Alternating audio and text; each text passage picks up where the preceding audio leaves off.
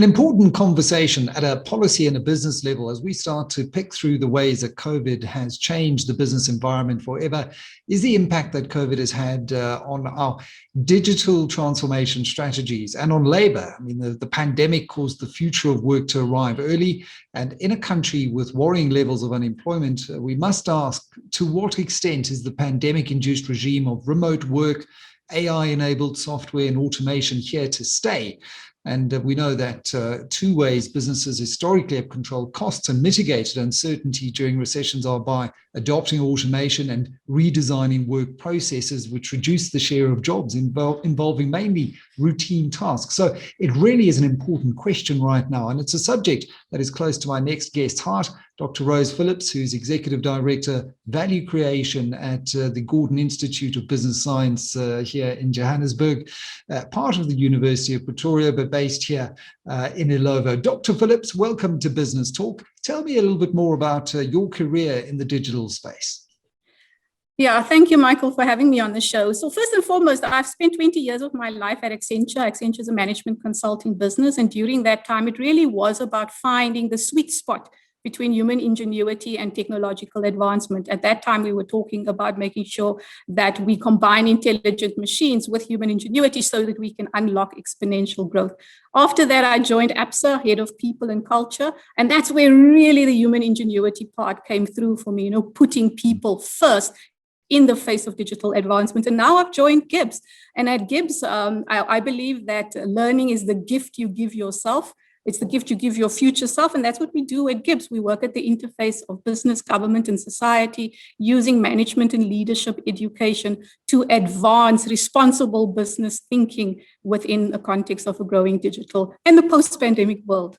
I want to do an MBA very badly, and I want to do it at GIBS because whenever I'm there hosting a conference, I do the occasional private equity beginners course there, and I make use of the facilities. It's just inspirational, thought-provoking, current quotes adorning the bathroom, making you think. It's just an environment that stimulates the neurons wherever you look and turn. So it is one of those gifts that you give yourself, and something hopefully I can indulge in the future as well. Now, the shift to the digital economy, we've really seen as a major trend, has intensified during this COVID-19 pandemic. And you have concerns about whether leaders in many organizations are actually able to keep pace. Why is that? Well, first and foremost, I think there is an awareness needed of the change needed to keep up with digital change, first and foremost. But then there's also an ability needed to keep up with the change. And then there's an urgency needed to actually act on that change. And I have a viewpoint right now that while leaders have made sure that their businesses and their employees advance, and we've used Teams calls and Zoom calls and all of those things, and we've flattened our organizational structures, what we haven't done is leaders haven't made the change. The digital savviness of leaders is really where we need to focus on so that we can get sustainability in the changes that we're making, and digital works for us and not against us. And really, it's led by this research that you've conducted. You say there's growing evidence of a mismatch between how organizations are led on the one hand and how they actually should be led, and how digital leaders versus laggards lead and win. Can you just talk through what you mean here, along with some recent findings in this regard? Yeah, Michael, I mean, the reality is that it matters. Leadership matters. And let me tell you why.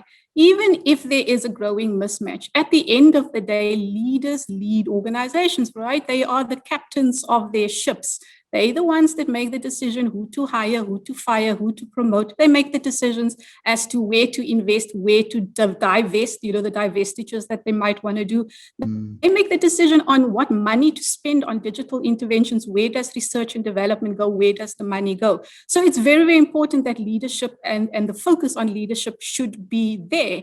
Now, the research that was done, quite interestingly, and this is a bit of an eye-opener for most people, done with MIT Sloan.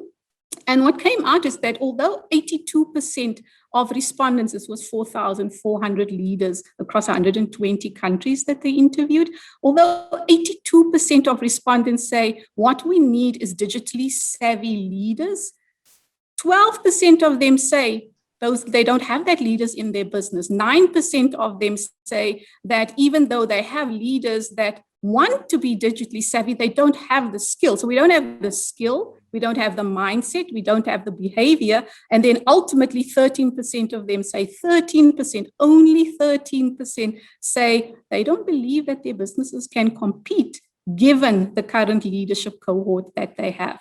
Now, when I tell the story within the GIBS environment, because I teach leadership here, most people guess it's about 40%. The jaws drop when people hear it's only 13, 14%, because that means ultimately that we are led by legacy leaders that are not going to be able to compete in a digital world. And so the captain of the ship could end up shipwrecking that same ship. I suppose it's intuitive, Roze, isn't it? If we look at the fact that many leaders in an organization come from a particular generation at this point in time, the leaders wouldn't have grown up like so many millennials or whatever the generation is coming into the workforce with the smartphone, the first thing that they learned about. Learning how to use a laptop in school now is second nature. That really wasn't the environment that many of today's organizations and their leaders were founded and steeped in. If you now look at whether organizations are ready for the digital age, I know some have really shown during the pandemic that this was their time to shine, and they were adaptable, flexible, they launched new products and services. Others, I think, have learned some harsh lessons. They were found to be wading potentially without their swimming trunks on. Who is winning and who is failing here? Yeah, so I think it is important for legacy leaders to understand this, that there are leaders and there are laggards. And the most recent research shows that there's a massive gap between the leaders and the laggards. Actually, in terms of revenue growth, a 48% gap between leaders that have adapted and adopted digital ways of work, let me put it that way, because it's not just about the technologies. And in fact, when it comes to margin and profitability, there is a 15% gap between the leaders and the laggards. So there is definitely a business case, a growth case, an innovation case, a business success case to be made for why you should be doing this. But as I said right at the beginning, there is a difference between an awareness, an ability, and then a sense of urgency. And if you look at the companies who've come out on top, they've obviously, as I said, shown the ability to adapt quickly. They've shown flexibility. They've implemented whatever rapid digital solutions to the various roadblocks that were caused by the numerous lockdowns put in their way. Are these solutions sustainable, though, or are we just talking here about some kind of temporary stopgap measure? No, I think it absolutely is sustainable. We live in a VUCA world. So that is unfortunately a world that we're going to live in continuously. We live in a digital world. Every business is a digital business, whether you are in farming or whether you are in food or whether you are in fashion or in finance, you're a digital business. That is never going to change going forward. So I believe that it is sustainably required from us to adapt our businesses to lead, or at least to be a fast follower in the digital world. If we do not do that, we're going to have our Kodak moment. So absolutely, Michael, we do have to adapt to the change. We look at, for example, some of the choices that we now need to make as leaders, and it's a leader's choice about how we're going to bring people back to the office post-COVID, if we ever get to the post-COVID stage, right? Some people, for example, like Apple, Tim Cook of Apple have said, Tuesdays, Thursdays, and Fridays, whatever days, these are the 3 days you must be in the office. Employees don't like that because employees have now started to learn about choice because they've got their office in their pocket or they've got their office in a bag. Will they allow that very prescriptive way of thinking about things, of leaders having all the answers to go forward? I suspect not. I think that employees have more power and they might make different choices. So yes, Michael, flattening the organization, really adapting to the digital world, adopting cloud capabilities, learning how to code, all of those things I think are important. But where we are taking the wrong step is we are focusing on employees only. And it's important. Skilling, reskilling, upskilling, learning, unlearning, relearning, all of those things are important. But those are not just for the employees. That exact same requirement or learning, unlearning, relearning, skilling, upskilling, when it comes to digital, we have to do that for our leaders. For the leaders as well. That was going to be my next question. So if we have these leaders that are woefully unprepared for the digital age, what really can be done and needs to be done to change that?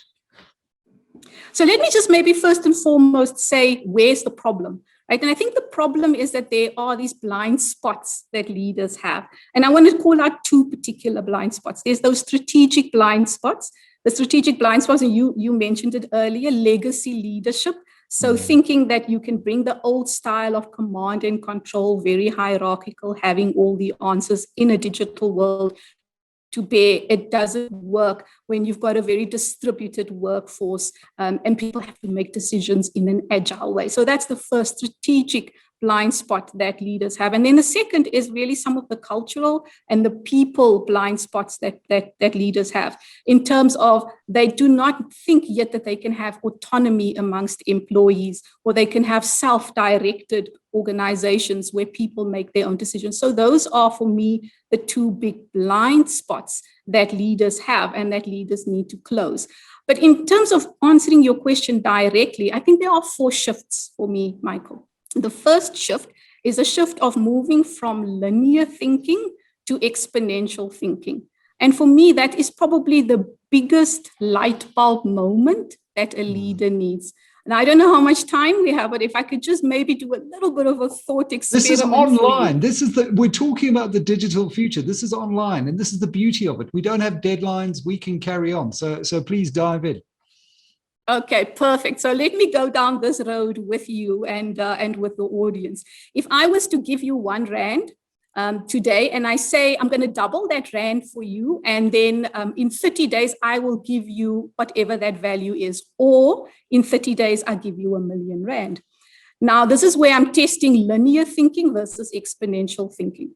Now, usually people think, okay, this is a trick question, right? So I should probably choose the R1, but I don't know why, because the R1 million sounds to me like that should be what I take. Yeah. Well, here's the answer. In 30 days' time, that R1, if I double it every single day, will turn into 5.4 million rand versus R1 million. Remarkable. Now, our brains have not adapted to thinking like that. Now, why do I mention that? It's because computer technology doubles in speed of capability, computational capability, once every 18 months to 2 years. But the size of the machines are getting smaller, the cost of the machines are getting smaller, and they are combining, right? 3D printing together with the materials that we are now learning about. You combine that and you can basically, over the 5G network, you can print pretty much anything from somewhere between Boston and Johannesburg. You could do that, right? You could print it in Johannesburg. That changes the supply chain, that changes manufacturing completely, but it happens at a rapid pace.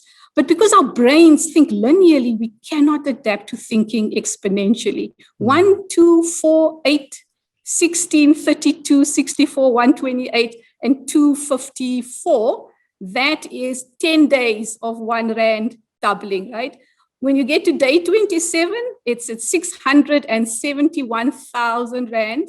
It's still less than R1 million, but between day 27 and day 30, you turn 670,000 Rand into 5.4 million Rand. And that's what technology does. It's a bit deceptive, but it comes out of the blue very suddenly. Startups come out with new ideas, new digital solutions.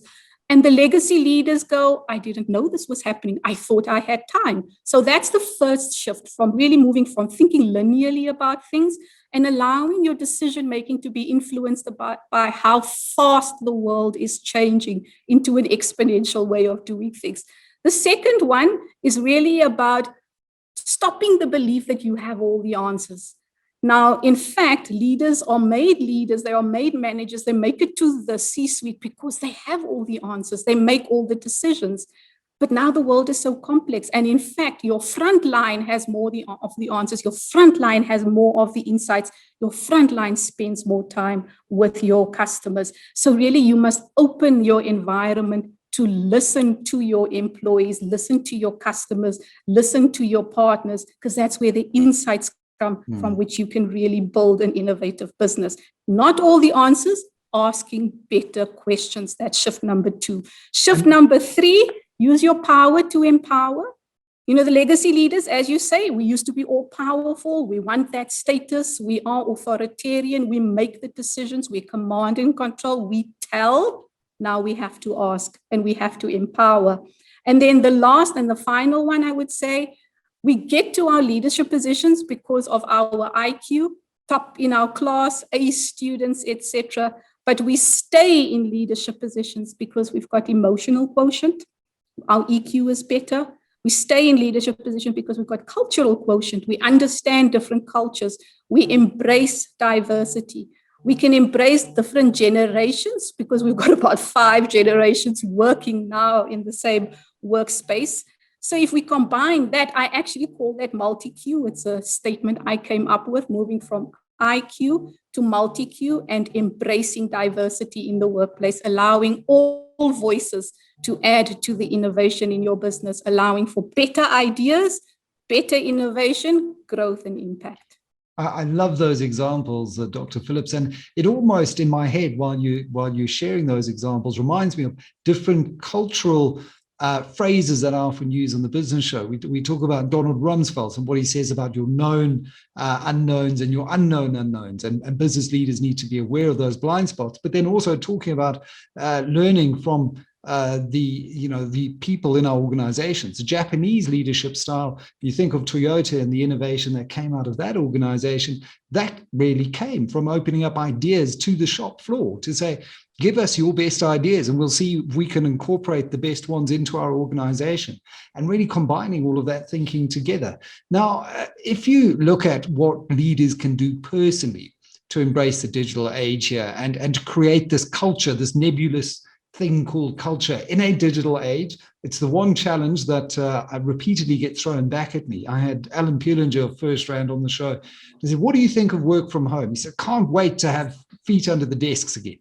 Back to your Apple example, many employees might not want that, but his challenge, he says, it's difficult to build culture virtually via Teams or Zoom. So what would your advice be to leaders to help craft this new company ethos or culture in a digital age?